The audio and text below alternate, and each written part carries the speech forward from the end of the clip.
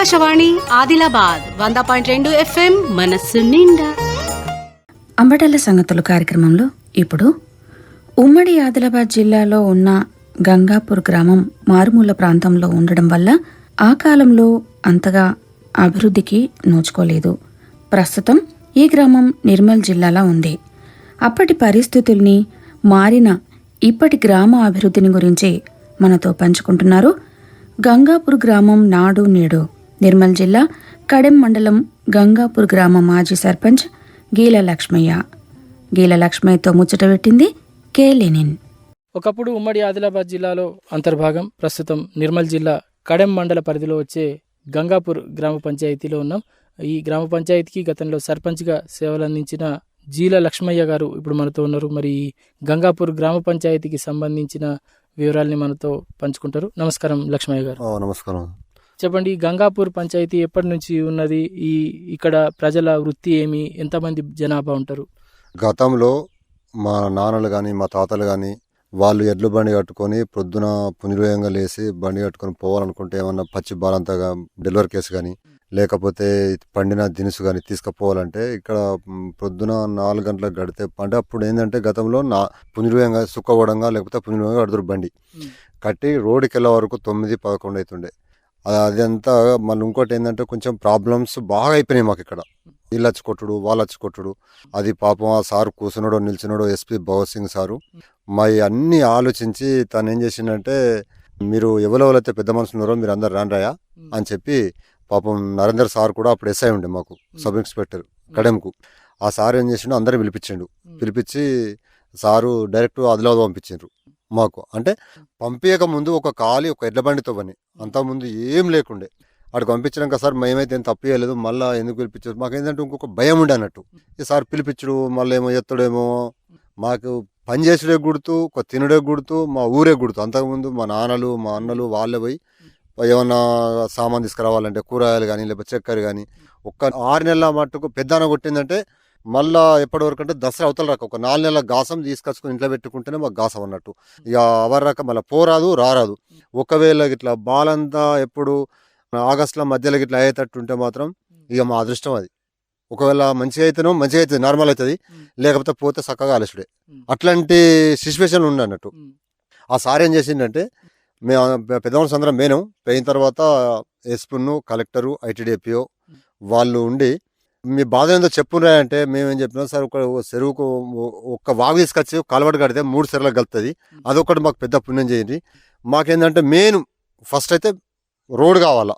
మేము ఎడ్ల బండి కట్టుకొని పోవాలంటే ఇంకా మాకు గంట మట్టుగా తొమ్మిది సార్, మాకు రోడ్ కావాలా సార్ అన్నాక సార్ కడుపు చల్లకుండా నరేంద్ర ఎస్ఐ కూడా బాగా మాకు మమ్మల్ని తీసుకుపోయిండు. పెద్ద ఆఫీసర్ దగ్గర తీసుకుపోవాలంటే నరేంద్ర ఎస్ఐ ఆ సార్ తీసుకుపోయి కల్పించండి. మా బాధలు చెప్పంగానే ఈ గంగాపూర్ను దత్త తీసుకున్నాడు సారు. దత్త తీసుకొని ఏ అవసరం వచ్చినా కానీ సారు మాకు పనిచేసి పెట్టిండు. ఇంకోటి ఏంటంటే, ఇక సార్ మాకు చెప్పిండు, మీరు ఊరోళ్ళు ఉన్నారు కానీ ఊరోళ్ళు అందరు కలిసి ఒక కట్టడి కావాలి, ఫస్ట్ కట్టడినాక మీరు సాఫ్ చేసుకుంటూ పోతే మీకు వెంటనే మంజూరు చేస్తారని చెప్పారు. చెప్పిన తర్వాత పాపం మంజూరు చేసారు. సార్ పుణ్యమే రోడ్ అయిపోయింది అది ఆల్రెడీ. నరేంద్ర ఎస్ఐ కూడా బాగా సహకరించిండు, మాకు సహకరించి పనిచేసి పెట్టిండు. ఆ సార్ లేకపోతే మాకు రోడ్ కాకపోతుండే. ఇక దీంతో మళ్ళీ నరేంద్ర ఎస్ఐ పోయిందాక రఘునందన్ ఎస్ఐ వచ్చిండు. ఇక అప్పుడు ఎస్ఐ మన సిఐ ఉదయ్ కుమార్ రెడ్డి సార్ ఉండే. వీళ్ళంతా పోలీస్ డిపార్ట్మెంట్తోనే ఈ రోడ్ అయింది. ఇప్పుడు రోడ్ అయిపోయిన తర్వాత ఎట్లా మీ రాకపోకలకు సమస్య తీరినట్లయిందా? రాకపోకలు తీరినట్టు అయిందంటే కొంచెం ఎట్లుందంటే, ఇప్పుడు కొన్ని కలవట్లు అయినాయి, కొన్ని కలవట్లు కాలే. ఇప్పుడు ఏదో కాలువట్టు ఉంది, ఒక పెద్ద కాలువట్టు ఉంది. ఇవి రెండుకి ఇట్లా మరమ్మతు అయినాయి అనుకోండి, ఇక కొద్దిగా మంచిగానే మాకు. ఇవన్నీ బాగా మళ్ళీ ఇప్పుడు ఫారెస్టర్లు ఎక్కువ రానిత్తలేరు. ఫారెస్టర్లతో కొద్దిగా ఇబ్బంది బాగుంది. ఇక ఇప్పుడు మీద స్లాబ్ మొత్తం కొట్టుక పీకింది, ఆ దిమ్మలు అంతా ఆగమాగం అయిపోయినాయి. మొన్న పాపం సీతాకును బుజ్జుపేటల ఎమ్మెల్యే వాళ్ళు వచ్చి భూమి పూజ చేసిపోయినరు. 22 కోట్లు బిర్జుకు మంజూరు చేసిపోయినరు. అది ఇట్లయితే మా జన్మ ధన్యమైనట్టే. ఇక ఇప్పుడు మీ ఊరికి ప్రధానంగా ఇది ఒకటే రోడ్డు ఉన్నదా? ఇంకా వేరే చుట్టుపక్కల నుంచి ఇంకా వేరే మార్గాలు కూడా ఉన్నాయా మీ ఊరికి చేరుకోవడానికి? ప్రధాన రోడ్డు ఇదేనా? మాకు మెయిన్ ప్రధాన రోడ్ అంటే ఇదే. ఇప్పుడు ఎట్లుందంటే, ఇప్పుడు ఏది కడెం డ్యామ్ ఉందా, ఒక్క వర్షం పడ్డదంటే వాగొస్తుంది, అది నిండిపోతుంది. నిండిపోయిన తర్వాత మాకు పోవడానికి రహదారి లేదు. ఇక పోవాలంటే మళ్ళీ ఇదే. ఇక మళ్ళీ బాగా ఇట్లా వర్షం పడితే పోరాదు. ఇవాళ పోయేది రేపు పోడే. ఓ 4-5 రోజులు ముసురు పడ్డదంటే గంగాపూర్లో ఉండే. అట్లాంటి కష్టాలున్నాయి మాకు. ఇప్పుడు ఇక్కడ ఏ రకమైన పంటలు పండిస్తారు? వ్యవసాయం ఎట్లా ఉన్నది ఈ ప్రాంతంలో? ఇక్కడ వ్యవసాయం అంటే పసుపు పండుతుంది, వడ్లు పండుతాయి, జొన్నలు పండుతాయి, పత్తి పండుతుంది, అన్ని రకాల పంటలు పుష్కలం. పంటలకు ఎలాంటి కొరత లేదు. ఒకటి ఏంటంటే ఇప్పుడు మాకు ఏది కడెం డామ్ వాగు దగ్గర ఉంది, నీళ్ళు పుష్కలం అన్నట్టుగా, దాంతో పంటలు పుష్కలమే. ఇంకా ఇప్పుడు విద్యాపరంగా మీ ఊర్లో బడి కానీ తర్వాత వైద్యశాల కానీ ఇట్లాంటి సౌకర్యాలు ఉన్నాయి? ఇప్పుడు 3-4 స్కూల్ ఉన్నాయి సార్. ఎట్లా అంటే ఇప్పుడు పాపం వాళ్ళను కూడా మేము టైట్ చేసినాం. ఇప్పుడు లేడీస్ టీచర్స్ ఉంటారు, వాళ్ళ భార్య భర్తలని ఉండమంటేనేమో ఉంటలేరు. ఇక కొద్ది రోజులు లేడీస్ ఉండే, ఇక వాళ్ళను మళ్ళా ఎంపీ ఆఫీసులకు ఒకసారి మా పొజిషన్కి అని చెప్పి అనగానే మొత్తం జెంట్స్ పంపారు. ఇక రోజు అత్తరు పోతారు. ఇక ఎవరాడు వచ్చిన ఒకవేళ ముసలి పడ్డ అంటారు. అట్లాంటి సిచ్యువేషన్ అన్నట్టు. ఎట్లా అంటే చుట్టూ వాగులు ఉన్నాయా? మొత్తం వాగులే. ఇక్కడ గంగాపూర్ దగ్గర పెద్ద వాగు ఉన్నది, అటు అవతల పక్క మొత్తం వాగులు ఉన్నాయి. ఒక వర్షం పడ్డదంటే ఇక పోరాదు. ఒకవేళ ఇట్లా వాగు వచ్చిందంటే ఓ 4-5 గంటలు ఊసుంటే వాగు దిగినాక పోవాలి మళ్ళీ అవతలటుకు. అంటే ఇప్పుడు ఒక్కొక్కసారి బాలంతలను కట్టెగట్టుకుని ఎత్తుకపోయిన రోజులు కూడా ఉన్నాయి. ఏ స్పందన లేకుండే పాపం. ఇప్పుడు ఎట్టెట్లో ఏ దేవుడు కరుణించండు మా గంగాపూర్ దేవుళ్ళు. ఇప్పుడైతే భూమి పూజ వచ్చి చేసిపోయింది. ఓలు సీతక్కును విడవ బుజ్జిపట్టెలు వాళ్ళకు కూడా మస్తు సహకరిస్తున్నాం. వాళ్ళు ఏం చెప్పారంటే, మేము ఇప్పుడు పూజ చేసుడు ముఖ్యం కాదు, కాంట్రాక్టర్తోని మీరు దగ్గర ఉండాలా, దగ్గరుండి మీరు కూడా వాళ్ళకి సహకరించాలంటే సహకరిస్తామని చెప్పి మేము కూడా ఒప్పుకున్నాం. పట్టుకున్న కాంట్రాక్టర్ కూడా మీరు సహకరిస్తే నేను ఖచ్చితంగా కష్టపడి బ్రిడ్జ్ చేస్తా అని చెప్పి అన్నాడు. ఇప్పుడు ఈ రోడ్ ఎన్ని కిలోమీటర్లు ఉంటుంది అటు మెయిన్ రోడ్ నుంచి ఇటు ఊరు దాకా? ఇది 14 కిలోమీటర్లు ఉంటుంది. ఇక రాంగా అట్లా అనుకుంటే సరే ఇప్పుడు మన ఏది చలికాలం మాగత్త చూడుర్రి, మాగిలో ఏ నెలతో తెలియగానే బర్రెలు ఈని దుడ్డం పెట్టుకొని పంటాయి. అంటే అట్లా పొడిసి దెబ్బ తాకి సెట్లు ఎక్కిన రోజులు కూడా ఉన్నాయన్నట్టు. మాయి రోడ్డు మీదేమంటది బర్రె, ఆ దుడ్డం పెట్టుకొని పంటది. ఈయనక ఆ బర్రె అసలు పోనే పోదు అడికెళ్ళి. ఒకవేళ ఇట్లా దూరం స్ట్రైట్గా తవ్వుంటేనే ఆ తవ్వకాడికెళ్ళి చూసి ఇటు ఆగుతేనే మనం బతాం. ఇక మూలల మీద ఉన్న చూడుర్రి, ఆ మూలల మీద పిడాత పోతే ఆ బర్రెలు ఎన్నోసార్లు మీద పడితే పాన దెబ్బలు తాకినాయి. దవాఖానలో నెలల కొద్ది ఉన్న రోజులు కూడా ఉన్నాయి, చెట్లు ఎక్కిన రోజులు కూడా ఉన్నాయి. అట్లాంటి జంగల్ అట్లాంటి సందర్భం కూడా ఉంటుంది. అయితే ఇప్పుడు ఈ మొత్తం అటవీ మార్గంలోనే 14 కిలోమీటర్లు రాకపోకలు సాగిస్తూ ఉంటారు కదా, ఏ టైం వరకు రాకపోకలు సాగుతాయి? రాత్రి అయితే ఎట్లా? ఏమన్నా అడవి జీవులకు సంబంధించి ఏమన్నా భయం ఉన్నదా? ఇటు మీరు వివిధ రకాల పంటలు కూడా పండిస్తారు, మొత్తం అటవీ చుట్టూ అంతా కూడా అటవీ ప్రాంతం ఉన్నది. ఈ పంటల మీద ఏమన్నా అడవి జంతువుల దాడి చేసి పంటల్ని నష్టం చేయడము అట్లాంటి సమస్యలు కూడా ఏమైనా ఉన్నాయా? అట్లాంటి ఏం లేవు, కానీ ఒకవేళ ఇట్లా 6-7 అయింది అనుకోండి, ఒకవేళ 4-5 బండ్లు ఉంటేనే గంగాపూర్ రాగలుగుతాం. లేకపోతే అటే ఎక్కడన్నా చుట్టాలు బిట్టాలు ఉన్న అక్కడ పడగలుగుతాం. అంతకుముందు ఏముండనంటే పాపం నరేంద్ర సాయి పొద్దుపోయింది సార్, మరి ఇట్లా పోరా సార్ పొద్దుపోయింది అని చెప్పంటే పాపం ఐబీలో బండ పెడుతుండే. ఆ సార్ అప్పుడు బాగా సహకరించింది మా ఇంట్లో. గంగాపూర్ అంటే సార్కు ఒకప్పుడు సార్ అంటే మాకు బాగా భయం ఉండే. మళ్ళీ వెనక్కి ఒక కుటుంబ సభ్యుల లెక్క కలిపిపోయాడు సారు. అప్పుడు ఊరు కూడా బాగా మారిపోయింది. ఇక ఇట్లా 4 అయిందంటే 6 ఇట్లా అయిందంటే ఇక రారది. అటే చుట్టాలు అక్కడ ఎక్కడ పండుకొని పొద్దున్న లేసి రావాలి. పొద్దున కూడా కొద్దిగా భయమే. ఎట్లా అంటే మబ్బులో ఇప్పుడు జీవరాశులు కానీ లేకపోతే కాడుబర్లు కానీ తోలమంటాయి. 11 అయిందంటే మళ్ళీ రాగలుగుతాం ఇటు. అంటే పొద్దుగాల 11 నుంచి సాయంత్రం 6 గంటల వరకే. ఇప్పటికి కూడా అంతే 6 లోపలే వచ్చేస్తారు. 6 లోపలనే. 6 లోపల 6 కన్నా ఎక్కువ అయింది అనుకోండి, ఇట్లనే ఓసారి ఒక పిల్లడికి ఏమైంది, గుడ్డను కొట్టింది రాంగరంగ మూల మీద. ఆయనకు కిస్మత్ మంచిగుండా పట్టుకే పొద్దున మళ్ళీ ఒక మనిషి పోతే ఆయన బాగా ఆయన కొరకలేదు, కొంచెం మామూలుగా ఉరికింది. కొరికితే ఆయన బతికి బయటపడ్డాడు. ఒకవేళ టైంకి వాళ్ళ పోకపోతే మాత్రం పరేషాన్, కథమే ఇక చచ్చిపోడు. ఇక ఒక దగ్గర ఇట్లా కడ నుంచి పోవాలనుకుంటే తెప్పలు ఉన్నాయి, 4 తెప్పలు కట్టి ఇట్లా జాయింట్ కడతారు. జాయింట్ కట్టి దాని మీద ఎక్కిపోతాం. అంటే పోంగా కూడా మధ్యలోకి అయిన తర్వాత పెద్ద తొనుకు ఎత్తు తొనుకు అత్తలు ఇలా తొనుకులకు తెప్ప ఎగిరిపోయి పడిపోయి చనిపోయిన రోజులు కూడా ఉన్నాయి. అంటే ఈ తొవ్వ కాకముందో చెప్తున్నాయి. ఒకప్పుడు గతంలో మా నాయన మా పెద్దలు పోయేటప్పుడు పొంగ తెప్ప ఇక బాగా సంటకైనాక తొనుకు బాగా వస్తుంది. బాగా వచ్చిందంటే ఇక తెప్ప ఆగది, ఏదైనా ఒక పక్క బోర్ అవుతుంది. ఆ బోర్ వేసి చచ్చిపోయిన రోజులు కూడా ఉన్నాయి. ఇంకా అంత మొన్న ఏది ఒక 2-3 ఏళ్ల కిందనే అది గుండెల పిల్లవాళ్ళు 2 చచ్చిపోయినారు. అదే తెప్ప బొర్రబడే బండ్లు కూడా నీళ్ళ పడి. ఇక ఒకవేళ ఇట్లా మన బండి కింద పడ్డాం అనుకోర్రి, మనం అటే బండి అటే. అట్లాంటి పరిస్థితి కూడా ఉంది. అంటే ఇప్పుడు ఈ రోడ్డే మీకు ప్రధానం. ఈ రోడ్డు తప్పించి అట్లా పోదామంటే బాగా భయం అవుతుంది అన్నట్టు. ఒక 2 చచ్చిపోయి నుంచి ఇక రోడ్డు మొత్తం టోటల్ గా మానుకున్నాం.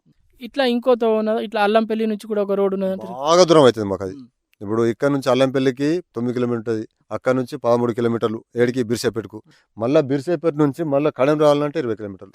ఇదేమో డైరెక్ట్ ఇక 12 కిలోమీటర్లే చేరుకుంటాం. ఒకవేళ ఊట్నూరు పోవాలంటేనే అట్లా పోగలుగుతాం.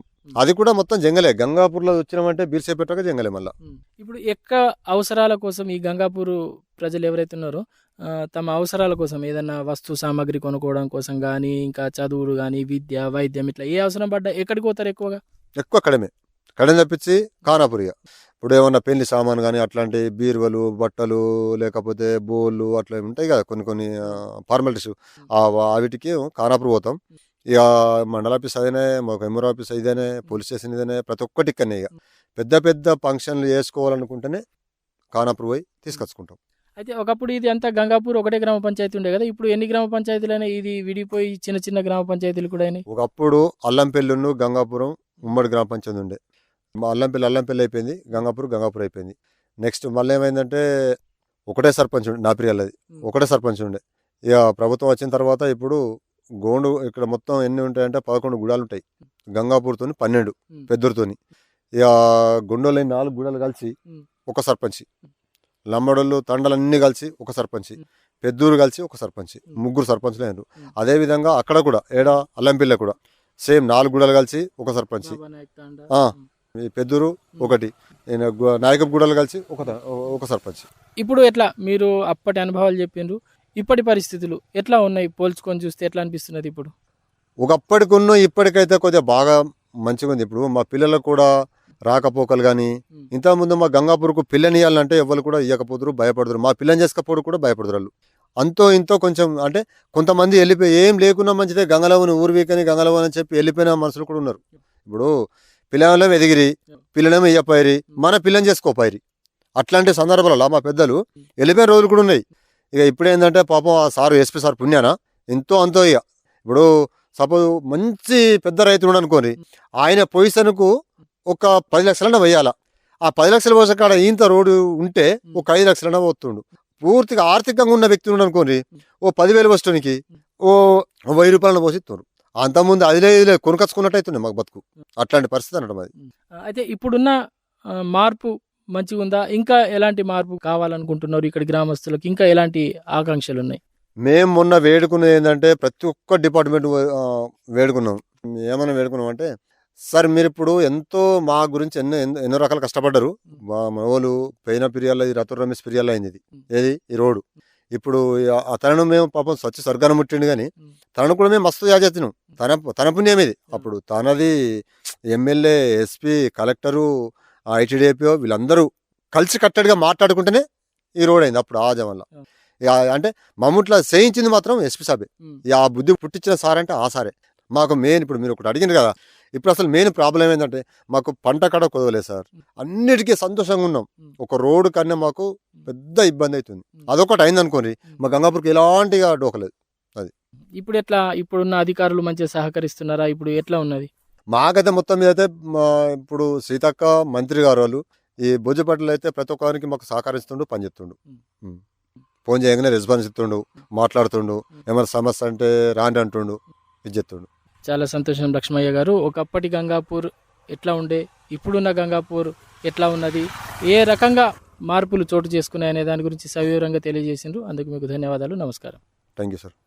గంగాపూర్ గ్రామం నాడు నేడు నిర్మల్ జిల్లా కడెం మండలం గంగాపూర్ గ్రామ మాజీ సర్పంచ్ జీల లక్ష్మయ్యతో కె లెనిన్ పెట్టిన ముచ్చటాది. ఆకాశవాణి ఆదిలాబాద్ 100.2 FM మనస్సు నిండా.